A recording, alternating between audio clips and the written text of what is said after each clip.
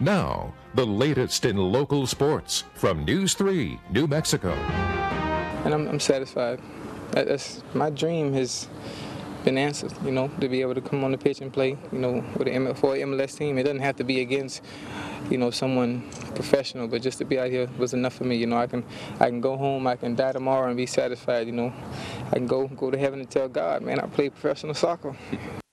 Bengals wide receiver Chad Ochocinco testing his skills at a different kind of football during the NFL lockout. The six-time Pro Bowler is participating in tryouts with Sporting Kansas City of Major League Soccer. On Monday, Ochocinco took his game to the field for the first time since 10th grade. His status about making the team is still up in the air.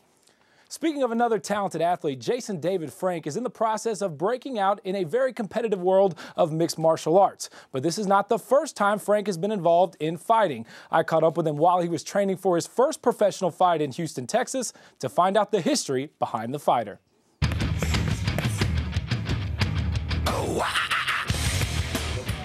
Does this guy look familiar to you? If not, does this help? Dragon Sword! Yes, Jason David Frank appeared in 243 Power Ranger episodes in 11 years. No matter what color, his fans know him as Tommy. I was the Green Ranger, then I was the White Ranger, and then I was the Red Zeo Ranger, then the Red Turbo Ranger, and the Black Ranger. We changed so many different colors so we give kids new toys to play with.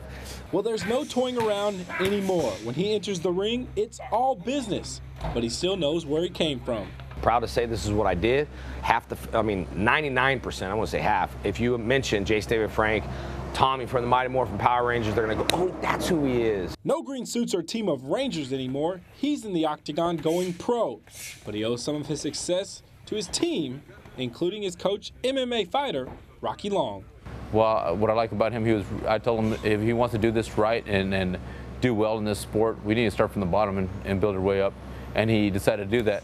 He's not trying to write on his name. He's just trying to work his way up the ranks like everybody else. That's why I respect that about him. He's not just a guy to say, do this, do that, this, that, and not train. He's going to be training. And, I can respect what he tells me because he's actually been in there. I think what keeps us going is the strong link of a team.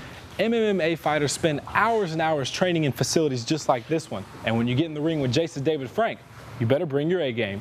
We do a lot of drills that are just repetitive drills that you need to practice over and over again so your body can just go naturally when someone tries to take you down and stuff. Rocky always talks about anyone can fight, but you have to have that heart.